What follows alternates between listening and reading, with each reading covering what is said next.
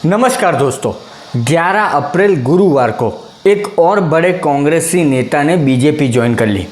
जी हाँ, मैं रोहन गुप्ता की बात कर रहा हूँ। रोहन गुप्ता, जिनको आप कई बार टीवी डिबेट में देख चुके होंगे। गौरतलब है कि रोहन गुप्ता ने 22 मार्च 2024 को ही कांग्रेस पार्टी को छोड़ दिया था। जाने माने प्रवक्ता होने के साथ साथ रोहन गुप्ता कांग्रेस पार्टी में आईटी सेल के मुखिया भी रह चुके थे। अब 11 अप्रैल 2024 को दिल्ली स्थित बीजेपी दफ्तर में रोहन गुप्ता ने बीजेपी को ज्वाइन किया और बीजेपी ज्वाइन करने के बाद रोहन गुप्ता ने कांग्रेस पार्टी की बहुत सारी बातों से पर्दा उठाया जो देश की जनता को जाननी चाहिए, जिसमें सबसे पहले है सनातन धर्म को लेकर बात, उसके बाद है ईवीएम को लेकर बात, क्योंकि कांग्रेस पार्टी बार बार ईवीएम को दोष देती रहती है, ईवीएम के नाम का रोना रोती रहती है। रोहन गुप्ता ने प्रेस कॉन्फ्रेंस के सामने बड़े बड़े खुलासे किए, जिसमें इंडी गठबंधन को लेकर भी उन्होंने बात की, केजरीवाल को लेकर भी बात की, केजरीवाल के खालिस्तान रिलेशन को लेकर भी बात की। रोहन गुप्ता ने कांग्रेस पार्टी और उसके शीर्ष नेतृत्व को लेकर जो भी बातें रखी प्रेस के सामने बीजेपी ज्वाइन करते वक्त, वो सारी डिटेल इस वीडियो में मैं आपको बताऊंगा। बस आप ये वीडियो पूरा देखें, ज़रूर देखें, क्योंकि देश की जनता को पता चलना चाहिए कि कांग्रेस का चरित्र क्या है।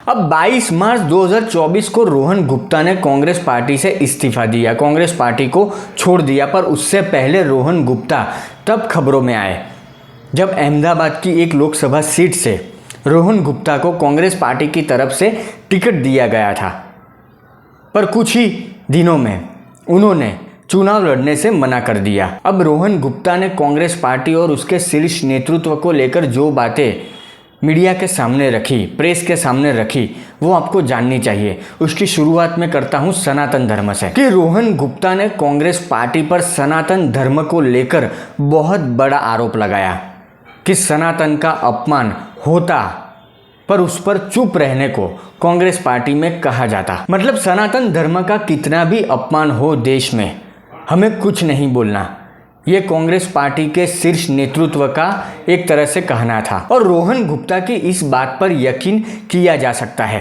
क्योंकि इंडी अलायंस में बहुत सारे लोग ऐसे हैं जो कई बार सनातन धर्म का अपमान कर चुके हैं, खासकर डीएमके पार्टी, तमिलनाडु की डीएमके पार्टी, जिसके नेता तो हर हफ्ते सनातन धर्म को लेकर उर्फिजुल की बातें करते हैं, अपमानजनक टीका टिप्पणी करते हैं।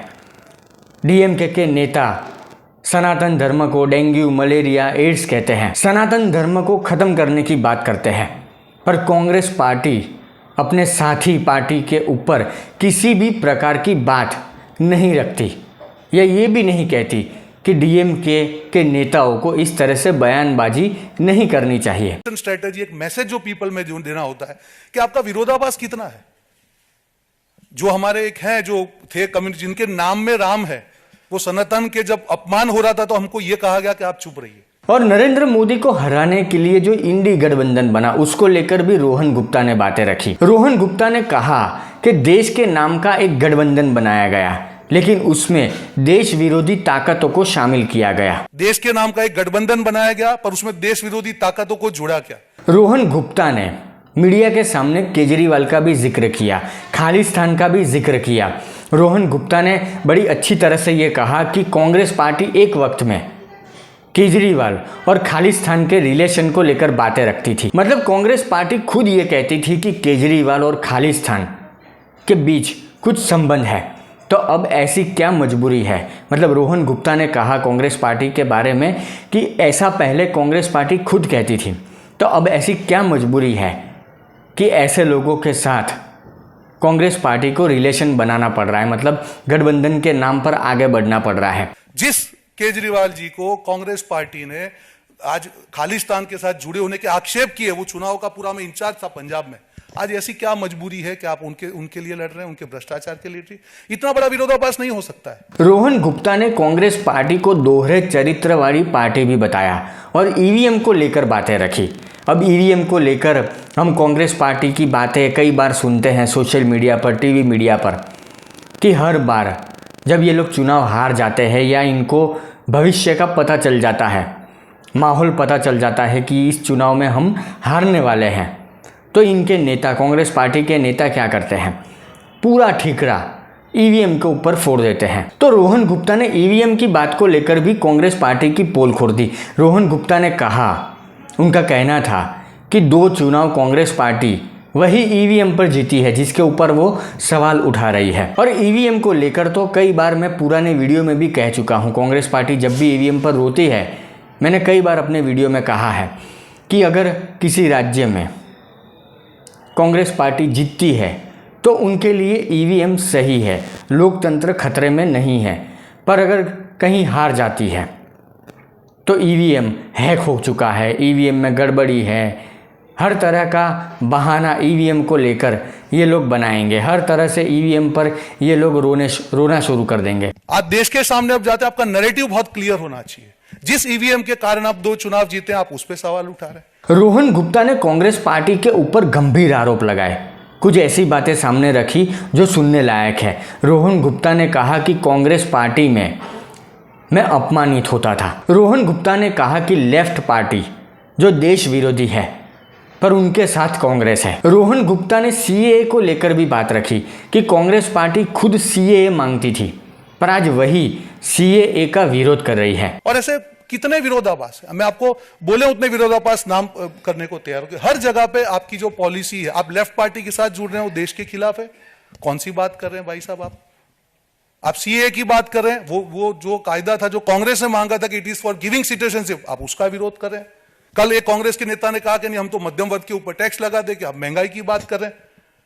सो ऐसे इतने एग्जाम्पल के जब तक आपका हर चीज में विरोधाभास रहेगा, कैसे देश आप पे भरोसा करेगा। रोहन गुप्ता ने तो ये तक कह दिया कि कांग्रेस पार्टी को आजकल अहंकारी लोग चला रहे हैं, मतलब शीर्ष नेतृत्व की बात उन्होंने कही। और शीर्ष नेतृत्व की बात आज के दौर में करे कांग्रेस पार्टी को लेकर तो राहुल गांधी लीड कर रहे हैं कांग्रेस पार्टी को, मतलब सीधा निशाना रोहन गुप्ता ने राहुल गांधी के ऊपर लगा दिया, राहुल गांधी को अहंकारी कह दिया। रोहन गुप्ता ने कहा कि 60 सालों तक लोगों ने कांग्रेस को इसीलिए सत्ता दी क्योंकि यह राष्ट्रवाद, औद्योगिकरण और सनातन धर्म का सम्मान करने वाली पार्टी थी। पर पिछले 2 सालों से पार्टी अहंकारी लोगों के हाथों में है। उन्होंने कहा कि पार्टी का सामान्य कार्यकर्ता आज की नीतियों से सहमत नहीं है। उन्होंने कहा, रोहन गुप्ता ने कहा कि मैंने इसीलिए 15 वर्ष कांग्रेस में रहने के बाद अब साफ छवि के साथ भाजपा ने आने का निर्णय लिया है। अब रोहन गुप्ता ने बीजेपी ज्वाइन करने के बाद मीडिया के सामने जो भी बातें रखी उसके ऊपर कोई लंबा चौड़ा विश्लेषण करने की ज़रूरत नहीं है। आपने सुनी, मैंने बताई, आपने सुनी कि रोहन गुप्ता ने किस तरह से कांग्रेस पार्टी की सारी पोल खोल के रख दी। कांग्रेस पार्टी का चरित्र क्या है, कांग्रेस पार्टी की सोच क्या है, वो रोहन गुप्ता ने बता दी। और जिस तरह से रोहन गुप्ता ने ये सारी बातें रखी, वैसी ही कुछ बातें, मिलती जुलती बातें पिछले कुछ वक्त में जितने भी बड़े कांग्रेसी नेता ने कांग्रेस पार्टी को छोड़ दिया, उनकी भी सोच इसी तरह की थी, उनकी भी फरियाद कांग्रेस पार्टी को लेकर इसी तरह की थी। जैसे हाल ही में गौरव वल्लभ ने, बड़े नेता, उन्होंने पार्टी छोड़ी कांग्रेस पार्टी, तो उनका भी यही कहना था कि सनातन का अपमान वो नहीं सह सकते। फिर गुजरात के एक बड़े नेता अर्जुन मोढवाडिया, उन्होंने कांग्रेस पार्टी को छोड़ दिया, तो उनका भी कुछ इसी तरह का कहना था सनातन धर्म को लेकर। और इसके अलावा बाकी जो कांग्रेस पार्टी छोड़कर बड़े नेता गए, कांग्रेस पार्टी को छोड़ दिया, उन्होंने शीर्ष नेतृत्व को लेकर या तो सनातन धर्म या तो शीर्ष नेतृत्व, ये दोनों बातें कॉमन थी। कुछ नेताओं ने शीर्ष नेतृत्व को लेकर सवाल उठाए, राहुल गांधी को लेकर सवाल उठाए। मतलब मैं और आप सोचते हैं या देश की आम जनता सोचती है राहुल गांधी के बारे में। और मैं तो कई बार अपने पुराने वीडियो में कह चुका हूं कि कांग्रेस पार्टी रोज़ ईडी, सीबीआई, फलाना ढिमका के नाम पर मोदी सरकार पर आरोप लगाती है कि कांग्रेस पार्टी को ख़त्म करना चाहती है बीजेपी, नरेंद्र मोदी, कांग्रेस के नेताओं को ये करती है, वो करती है, फलाना करती है, ढिमका करती है।